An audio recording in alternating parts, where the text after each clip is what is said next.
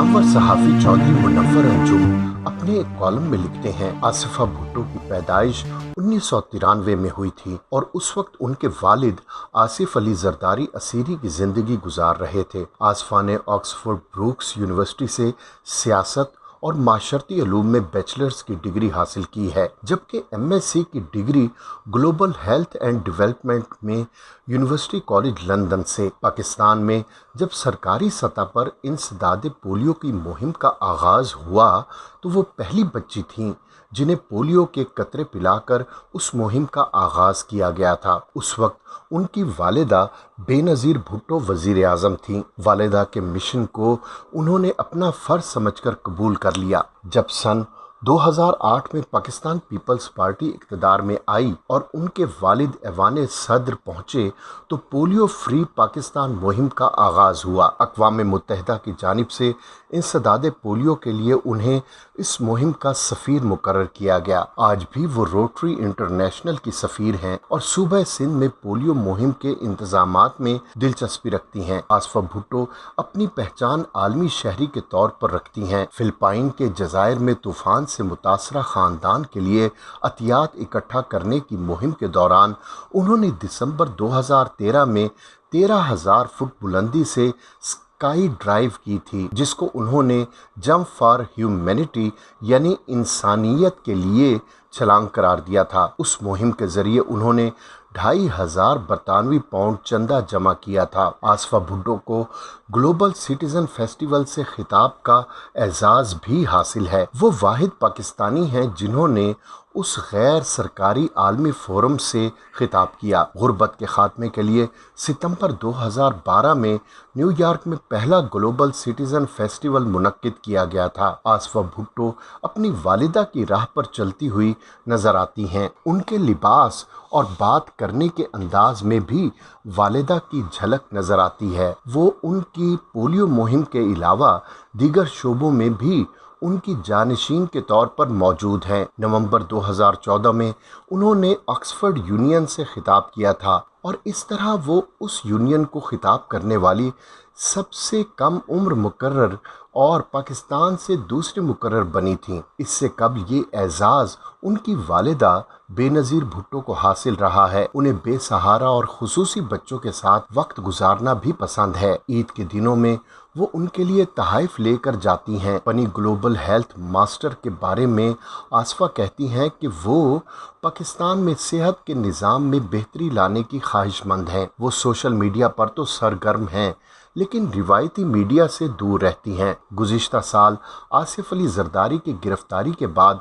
उन्होंने मीडिया से बात करते हुए उनकी सेहत पर तशवीश का इजहार किया था। गुज़िश्ता साल बीबीसी को दिए गए इंटरव्यू में उन्होंने सियासत को वर्सा करार दिया था और कहा था कि वो अपने भाई की हम आवाज़ बनेंगी। नामवर कॉलम निगार औरिया मकबूल जान अपने कॉलम में लिखते हैं, मगरिब के बहुत से लोग ये ख्वाब देखते हैं कि चीन मगरबी तर्ज की जमहूरियत इख्तियार कर लेगा। ऐसा कभी नहीं होगा। चीन के 1.5 अरब लोगों का अपना एक कल्चर और अपनी तारीख है। ये अपनी ज़िंदगी अपने तरीके से गुजारने के आदी हैं। वो अपनी सरहदों में सुकून से रहने के कायल हैं। गौर करें कि अगर चीन के बहरी जहाज और फाइटर जेट अमेरिका के साहिल से 12 मील दूरी पर आकर बैठ जाएं तो पूरे अमेरिका में एक तूफान खड़ा हो जाएगा, जबकि अमेरिकी बहरी बेड़े चीन के आसपास बड़े आराम से मंडला रहे हैं। लेकिन चीन तहम्मुल और बुर्दबारी से खामोश है। जिस ज़माने में चीन की तरक्की को एक हवा बनाकर पेश किया जा रहा था तो ली कुआन यू ने कहा था कि चीन की मिसाल से सीखो। उसके पड़ोस में भारत तकरीबन उसी रफ्तार से तरक्की कर रहा है, लेकिन चीन उसको अपने लिए किसी किस्म का ख़तरा तस्वुर नहीं करता। डेन ज़ियाओपिंग ने जब चीन को कम्युनिस्ट मुआशी निज़ाम से निकाल कर आलमी मंडियों की तिजारत से मुंसलिक किया तो उसमें भी मशवरा ली कुआन का शामिल था। मौजूदा चीनी सदर जी जब मंजर से गायब था तो उस दौरान उसको मुसलसल मुशावरत ली कुआन से रहती थी, जिसने उसको 2 मशवरे दिए थे। एक, मगरिब के जमहूरी निज़ाम के बारे में कभी सोचना भी नहीं, और दूसरा, बदउनवानी के खिलाफ सख्त तरीन कवानीन लाओ वरना सारी तरक्की तबाह हो जाएगी। दुनिया शाहिद है कि जी ने बरसरे इक़्तिदार आते ही चीन की बदउनवानी के खिलाफ